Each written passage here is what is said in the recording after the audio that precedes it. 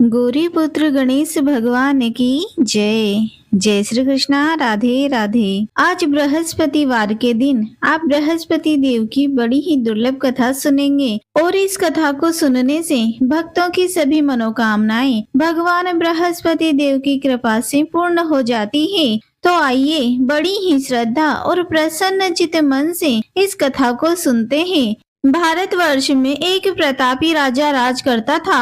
वह बड़ा ही प्रतापी और दानी था। वह प्रतिदिन मंदिर में दर्शन करने जाता, ब्राह्मण और गुरु की सेवा किया करता था। उसके द्वार से कोई भी व्यक्ति निराश होकर नहीं लौटता था तथा वह प्रत्येक गुरुवार को व्रत रखता एवं पूजन करता था। हर दिन गरीबों की सहायता करता था, परंतु यह सब बातें उसकी रानी को अच्छी नहीं लगती थी। वह ना तो व्रत करती और ना ही किसी को एक पैसा दान में देती थी और राजा को भी ऐसा करने से मना किया करती थी। एक समय की बात है जब राजा शिकार खेलने को वन में गए थे और घर पर रानी और दासी थी। उसी समय गुरु बृहस्पति एक साधु का रूप धारण कर राजा के दरवाजे पर भिक्षा मांगने आए। रानी से भिक्षा मांगी तो वह कहने लगी, हे साधु महाराज, मैं इस दान और पुण्य से तंग आ गई हूँ। मेरे से घर का कार्य ही समाप्त नहीं होता। इस कार्य के लिए तो मेरे पतिदेव ही बहुत हैं। अब आप इस प्रकार की कृपा करें कि मेरा सारा धन नष्ट हो जाए ताकि मैं आराम से रह सकूं। साधु बोले, हे देवी, तुम तो बड़ी विचित्र हो। संतान और धन से कोई दुखी नहीं होता, इसको सभी चाहते हैं। पापी भी पुत्र और धन की इच्छा करते हैं। अगर तुम्हारे पास धन अधिक है तो भूखे मनुष्यों को भोजन करवाओ, प्याव लगवाओ, ब्राह्मणों को दान दो, धर्मशालाएं बनवाओ, कुआं, तालाब, बावड़ी, बाग बगीचों आदि का निर्माण करवाओ तथा निर्धन मनुष्यों की कुंवारी कन्याओं का विवाह करवाओ और अनेकों यज्ञ आदि धर्म करो। इस प्रकार के कर्मों से आपके कुल का और आपका नाम परलोक में सार्थक होगा और आपको स्वर्ग की प्राप्ति होगी। परंतु वह रानी इन सब बातों से खुश नहीं हुई। वह बोली, हे साधु महाराज, मुझे ऐसे धन की कोई आवश्यकता नहीं है जिसको और मनुष्यों को दान में दूं तथा जिसको रखने संभालने में ही मेरा सारा समय नष्ट हो जाए। साधु महाराज ने कहा, हे देवी, अगर तुम्हारी ऐसी इच्छा है तो ऐसा ही होगा। मैं तुम्हें जैसा बताता हूँ वैसा ही करना। बृहस्पतिवार के दिन घर को गोबर से लीपना, अपने केसों को धोना, केसों को धोते समय स्नान करना, राजा से कहना वे हजामत बनवाएं, बाहर जन्मे मांस मदिरा खाना, कपड़ा धोबी के यहाँ धुलने को डालना। इस प्रकार 7 बृहस्पतिवार करने से तुम्हारी सारी धन संपत्ति नष्ट हो जाएगी।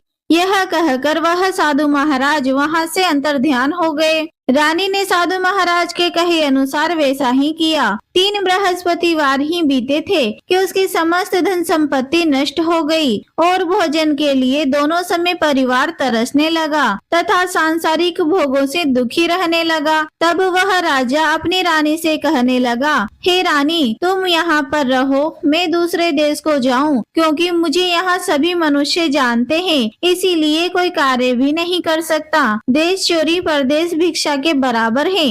ऐसा कहकर राजा परदेश चला गया। वहाँ जंगल में जाता, लकड़ी काट कर लाता और शहर में बेचता। इस तरह जीवन व्यतीत करने लगा। इधर राजा के बिना रानी और दासी दुखी रहने लगी। किसी दिन भोजन मिलता और किसी दिन जल पीकर ही रह जाती। एक समय रानी और दासी को 7 दिन बिना भोजन के व्यतीत हो गए। तो रानी ने अपनी दासी से कहा, हे दासी, यहाँ पास ही के नगर में मेरी बहन रहती है, वह बड़ी धनवान है, तो उसके पास जा और 5 सेर भेजर मांग के ले आ, जिससे कुछ समय के लिए गुजर हो जाएगी। इस प्रकार रानी की आज्ञा मानकर दासी रानी की बहन के पास गई। तो रानी की बहन उस समय पूजन कर रही थी, क्योंकि उस रोज बृहस्पतिवार का दिन था। जब दासी ने रानी की बहन को देखा तब उससे कहने लगी, मुझे तुम्हारी बहन ने भेजा है, मुझे 5 सेर भेजर दे दो। इस प्रकार दासी ने अनेक बार कहा, परंतु रानी ने कोई उत्तर ही नहीं दिया, क्योंकि वह उस समय बृहस्पतिवार की कथा सुन रही थी। इस प्रकार जब दासी को किसी प्रकार का उत्तर नहीं मिला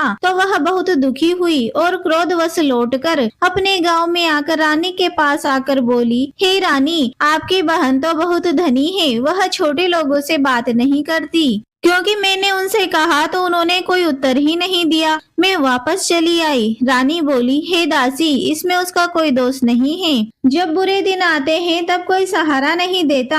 अच्छे बुरे का पता विपत्ति में ही लगता है। जो ईश्वर की इच्छा होगी वही होगा। यह सब हमारे भाग्य का दोष है। इधर उस रानी की बहन ने सोचा कि मेरी बहन की दासी आई थी, परंतु मैं उससे नहीं बोली। उससे वह बहुत दुखी हुई होगी। यह सोच कथा को सुन और भगवान विष्णु का पूजन समाप्त कर वह रानी अपनी बहन के घर चल दी और आकर अपनी बहन से कहने लगी, हे बहन, मैं बृहस्पतिवार का व्रत कर रही थी जब तुम्हारी दासी आई, परंतु जब तक कथा होती है तब तक ना तो उठते हैं और ना बोलते हैं, इसीलिए मैं ना बोली। कहो दासी क्यों आई थी? रानी बोली, हे बहन, हमारे घर में अनाज नहीं था। वैसे तो तुमसे कोई बात छुपी हुई नहीं है, इस कारण मैंने दासी को तुम्हारे पास 5 शेर भेजर के लिए भेजा था। रानी की बहन बोली, बृहस्पति भगवान सभी की मनोकामनाएं पूर्ण करते हैं। देखो, शायद तुम्हारे घर में अनाज रखा हो। इस प्रकार का वचन जब रानी ने सुना तो घर के अंदर गई। वहाँ उसे एक घड़ा भेजर से भरा मिल गया। तब वह रानी और बांदी बहुत खुश हुई। हे रानी, देखो, वैसे ही हमको भोजन नहीं मिलता तो हम रोज ही व्रत करते हैं। अगर इनसे व्रत की विधि और कथा पूछ लो तो हम भी किया करेंगे। रानी ने अपनी बहन से पूछा, हे बहन, बृहस्पतिवार का क्या नियम है? तब रानी की बहन ने बताया, बृहस्पतिवार के व्रत में चने की दाल और मुनक्के से भगवान विष्णु का केले की जड़ में पूजन करें तथा दीपक जलाएं, पीला भोजन करें तथा कथा सुने। इस प्रकार करने से गुरु भगवान प्रसन्न होते हैं, अन्न पुत्र धन देते हैं, मनोकामना पूर्ण करते हैं। इस प्रकार रानी और दासी दोनों ने निश्चय किया, दोनों बृहस्पति भगवान का पूजन जरूर करेंगी। 7 रोज बाद बृहस्पतिवार आया तो उन्होंने व्रत रखा। दासी गुड़साल में जाकर चना और गुड़ बीन लाई तथा उसके दाल से केले की जड़ का तथा भगवान विष्णु का पूजन किया। अब पीला भोजन कहाँ से आए? दोनों बड़ी ही दुखी हुई, परंतु उन्होंने व्रत किया था तथा इस कारण गुरु भगवान प्रसन्न थे। 2 थालों में पीला भोजन लेकर आए और दासी को देकर बोले, हे दासी, यह तुम्हारे और रानी के लिए भोजन है, तुम दोनों भोजन कर लेना। दासी भोजन पाकर बड़ी प्रसन्न हुई और रानी से बोली, चलो रानी, भोजन कर लो। रानी को इस विषय में कुछ पता नहीं था, इसीलिए वह दासी से बोली, तू ही भोजन कर, क्योंकि तू हमारी व्यर्थ में हंसी उड़ाती है। दासी बोली कि एक महात्मा भोजन दे गया है। रानी कहने लगी, वह भोजन तेरे लिए दे गया है, तू ही भोजन कर। दासी ने कहा, वह महात्मा हम दोनों को 2 थालों में भोजन दे गया है, इसीलिए हम और तुम दोनों साथ साथ भोजन करेंगे। इस प्रकार रानी और दासी ने गुरु भगवान को नमस्कार कर भोजन प्रारंभ किया तथा अब वे प्रत्येक बृहस्पतिवार को गुरु भगवान का व्रत और विष्णु भगवान का पूजन करने लगी। बृहस्पति भगवान की कृपा से रानी और दासी के पास धन हो गया। रानी फिर इसी प्रकार आलस्य करने लगी। तब दासी बोली, देखो रानी, तुम पहले भी इसी प्रकार आलस्य करती थी और तुम्हें धन रखने में कष्ट होता था, इस कारण से सभी धन नष्ट हो गया है। अब गुरु भगवान की कृपा से हमें धन मिला है, हमें दान पुण्य करना चाहिए। दान में भूखे मनुष्यों को भोजन करवाओ, प्याव लगवाओ, ब्राह्मणों को दान दो, कुआं, तालाब, बावड़ी आदि का निर्माण करवाओ, मंदिर और पाठशालाएं बनवाकर दान दो, कुंवारी कन्याओं का विवाह करवाओ, धन को शुभ कार्यों में खर्च करो, जिससे तुम्हारे कुल का यश बढ़े तथा स्वर्ग प्राप्त हो और पितृ प्रसन्न हो। तब रानी ने इसी प्रकार के कर्म करने प्रारंभ कर दिए तो काफी यश फैलने लगा। एक दिन रानी और दासी विचार करने लगी कि ना जाने हमारे महाराज किस दशा में होंगे, उनकी कोई खोज खबर नहीं है। गुरु भगवान से उन्होंने प्रार्थना की तो एक दिन भगवान ने रात्रि में राजा के स्वप्न में कहा, हे राजन, उठ, तेरी रानी तुझको याद करती है, अपने देश को चला जा। राजा प्रातः काल उठा और विचार करने लगा। स्त्री खाने और पहनने की ही साथी होती है, पर भगवान की आज्ञा मानकर वह अपने नगर को चलने के लिए तैयार हुआ। इससे पूर्व जब राजा परदेश चला गया था तो परदेश में दुखी रहने लगा। प्रतिदिन जंगल में से लकड़ी बीन कर लाता और उन्हें शहर में बेचकर अपने दुखी जीवन को बड़ी कठिनाई से व्यतीत करता था।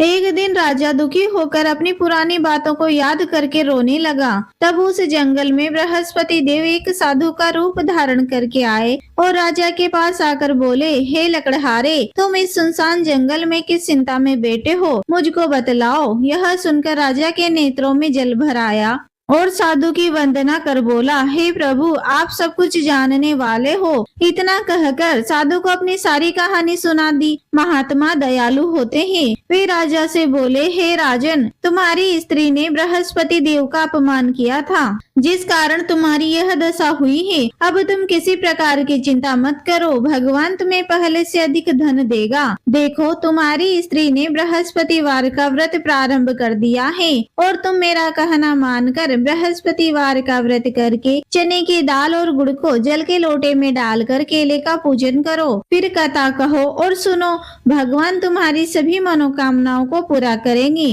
साधु को प्रसन्न देखकर राजा बोला, हे प्रभु, मुझे लकड़ी बेचकर इतना पैसा नहीं मिलता जिससे भोजन करने के उपरांत कुछ बचा सकूं। मैंने रात्रि में अपनी रानी को व्याकुल देखा है। मेरे पास कुछ भी नहीं है जिससे उसकी खोज खबर मंगा सकूं। और फिर मैं बृहस्पति देव की कौन सी कथा कहूँ, यह भी मुझको मालूम नहीं है। साधु ने कहा, हे राजन, तुम किसी बात की चिंता मत करो। बृहस्पतिवार के दिन रोजाना की तरह लकड़ियाँ लेकर शहर को जाना।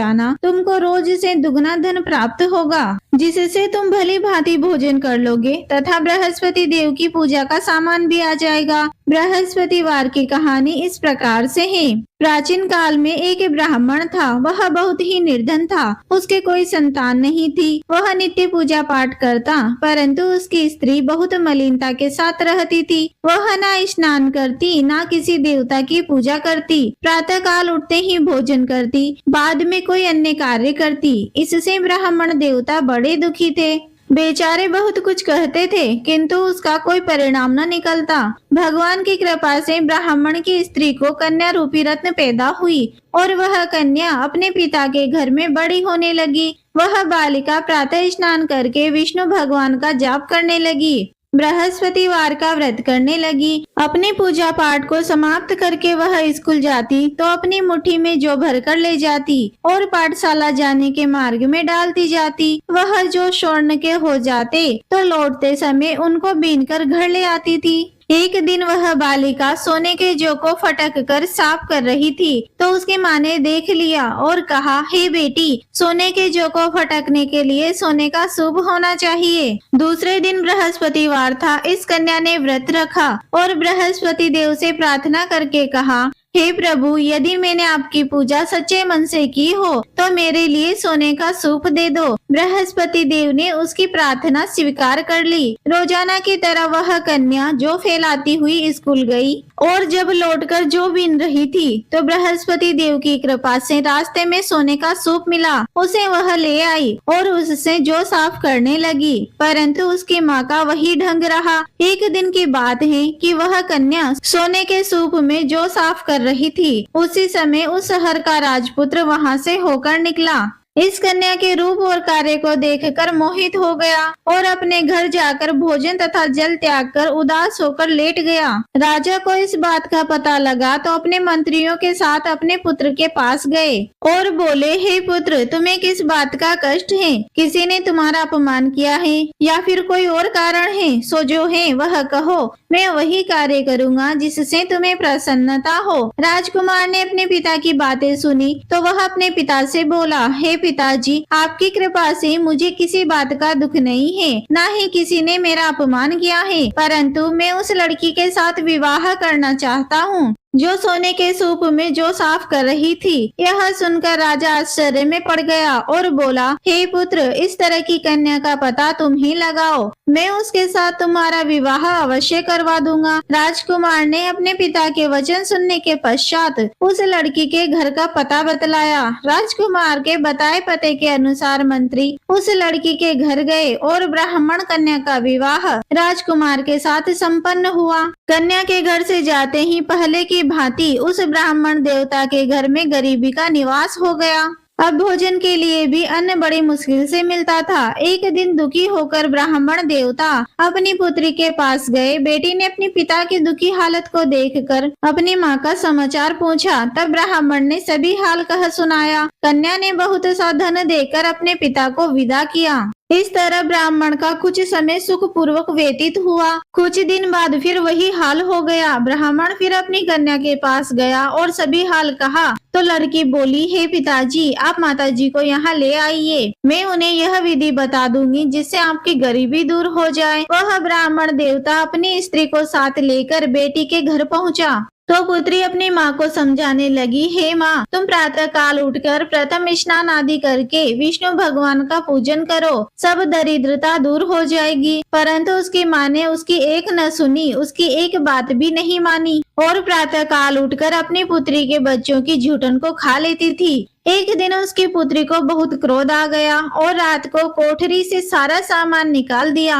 और उसमें उसकी माँ को बंद कर दिया। प्रातः काल उठकर उसमें से माँ को निकाला तथा स्नान आदि कराकर पूजा पाठ करवाया तो उसकी माँ की बुद्धि ठीक हो गई और फिर प्रत्येक बृहस्पतिवार का व्रत रखने लगी। इस व्रत के प्रभाव से उसकी माँ भी बहुत धनवान हो गई तथा पुत्रवती हो गई और बृहस्पति देव जी की कृपा से स्वर्ग को प्राप्त हुई तथा वह ब्राह्मण भी सुख पूर्वक इस लोक से सुख को भोग कर स्वर्ग को प्राप्त हुए। इस तरह कहानी सुनाकर साधु देवता वहाँ से लोप हो गए। धीरे धीरे समय व्यतीत होने पर फिर से बृहस्पतिवार का दिन आया तो राजा जंगल से लकड़ी काट कर किसी शहर में बेचने को गया। उसे उस दिन और दिन की अपेक्षा अधिक धन मिला। राजा ने चना गुड़ आदि लाकर बृहस्पतिवार का व्रत किया। उस दिन से उसके सभी क्लेश दूर हुए। परंतु जब दोबारा बृहस्पतिवार आया तो वह व्रत करना ही भूल गया। इस कारण बृहस्पति भगवान नाराज हो गए। उसी दिन उस नगर के राजा ने विशाल यज्ञ का आयोजन किया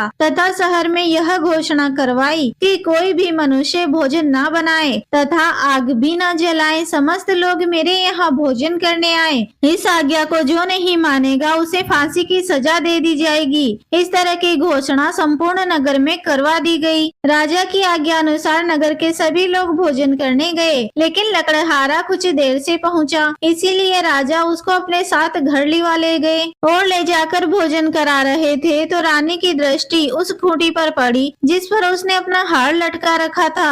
वह वहाँ दिखाई नहीं दिया तो रानी ने हार की चोरी के अपराध में लकड़हारे को सिपाही बुलाकर जेल खाने में डलवा दिया।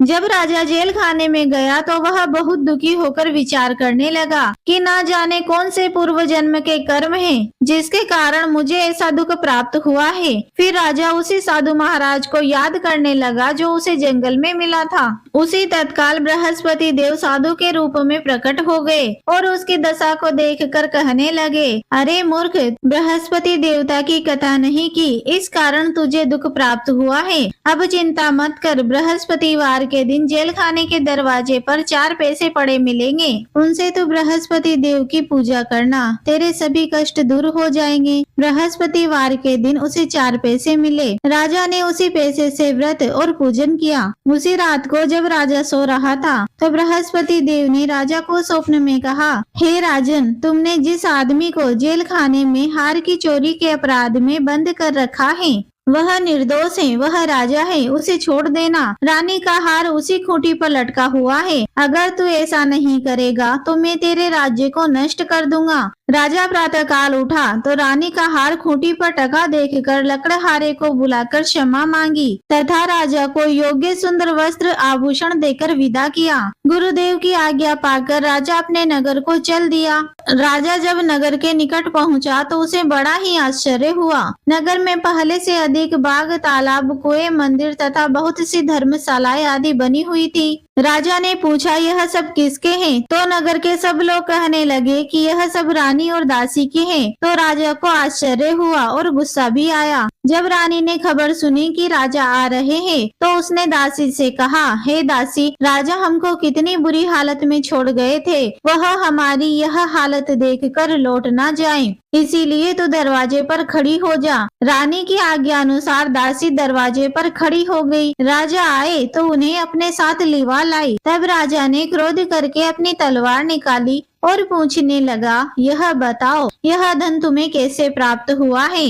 तब रानी ने कहा कि यह धन हमें बृहस्पति देव की कृपा से प्राप्त हुआ है। राजा ने निश्चय किया कि 7 रोज बाद तो सभी बृहस्पति देव का पूजन करते हैं, परंतु मैं रोजाना दिन में 3 बार कहानी कहा करूँगा और रोज व्रत किया करूँगा। अब हर समय राजा के दुपट्टे में चने की दाल बंधी रहती तथा दिन में 3 बार कहानी कहता। एक रोज राजा ने विचार किया कि चलो अपनी बहन के यहाँ हो आए। इस तरह निश्चय कर राजा घोड़े पर सवार होकर अपनी बहन के यहाँ चलने लगा। मार्ग में उसने देखा कि कुछ आदमी मुर्दे को लिए जा रहे हैं। उन्हें रोककर राजा कहने लगा, अरे भाइयों, मेरे बृहस्पतिवार की कहानी सुन लो। वे बोले, लो हमारा तो आदमी मर गया है और इसको इसकी कहानी की पड़ी है। परंतु कुछ आदमी बोले, अच्छा कहो, हम तुम्हारी कहानी भी सुनेंगे। राजा ने दाल निकाली और जब कहानी आधी हुई कि मुर्दा हिलने लगा और जब कहानी समाप्त हुई कि वह मनुष्य राम राम करके उठ खड़ा हुआ। आगे मार्ग में उसे एक किसान खेत में हल चलाता हुआ मिला। राजा ने उसे देखा और उससे बोला, अरे भैया, मेरे बृहस्पतिवार की कहानी सुन लो। किसान बोला, जब तक मैं तुम्हारी कहानी सुनूंगा तब तक 4 हरैया खेत जोत लूंगा। जा अपनी कहानी किसी और को सुनाना। इस तरह राजा आगे चलने लगा। राजा के हटते ही बैल पछाड़ खाकर गिर गए तथा किसान के पेट में जोर से दर्द होने लगा। उसी समय उसकी माँ रोटी लेकर आई। उसने यह सब देखा और अपने बेटे से सब हाल पूछा। बेटे ने सब हाल कह दिया। बुढ़िया दौड़ी दौड़ी राजा के पास गई और उससे बोली, मैं तेरी कहानी सुनूंगी, पर तू मेरे खेत पर चलकर कह। राजा ने बुढ़िया के खेत पर जाकर कहानी कही, जिसके सुनते ही वह बैल खड़े हो गए और किसान के पेट का दर्द भी ठीक हो गया। राजा अपनी बहन के घर कुशलता पूर्वक पहुँच गया। बहन ने भाई की खूब मेहमानी की। दूसरे दिन राजा प्रातः काल जागा तो वह देखने लगा कि सब लोग भोजन कर रहे हैं। राजा ने अपनी बहन से कहा कि ऐसा कोई मनुष्य है जिसने भोजन नहीं किया हो तो वह मेरी बृहस्पतिवार की कथा सुन ले। बहन बोली, हे भैया, यह देश ऐसा ही है। यहाँ पहले लोग भोजन करते हैं, बाद में कोई अन्य कार्य करते हैं। अगर कोई पड़ोस में हो तो देख आऊं। वह ऐसा कहकर देखने चली गई, परंतु उसे ऐसा कोई व्यक्ति नहीं मिला जिसने भोजन नहीं किया हो। अतः वह एक कुम्हार के घर गई जिसका लड़का बीमार था। उसे मालूम हुआ कि उसके यहाँ 3 रोज से किसी ने भोजन नहीं किया है। रानी ने अपने भाई की कहानी सुनने के लिए कुम्हार से कहा तो वह तैयार हो गया। राजा ने जाकर बृहस्पतिवार की कथा कही, जिससे उसका लड़का ठीक हो गया। अब तो राजा की प्रशंसा होने लगी। एक दिन राजा ने अपने बहन से कहा, हे बहन, हम अपने घर को जाएंगे, तुम भी तैयार हो जाओ। राजा की बहन ने अपनी सास से कहा तो सास बोली, हाँ तू चली जा, परंतु अपने लड़के को मत ले जाना, क्योंकि तेरे भाई के कोई औलाद नहीं है। बहन ने अपने भाई से कहा, हे भैया, मैं तो चलूंगी, परंतु कोई बालक नहीं जाएगा। राजा बोला, जब कोई बालक ही नहीं चलेगा तो तुम ही क्या करोगी। बड़े दुखी मन से राजा अपने नगर को लौट आया। राजा ने अपनी रानी से कहा, हम निर्वंशी राजा हैं, हमारा मुँह देखने का धर्म नहीं है और कुछ भोजन आदि नहीं किया।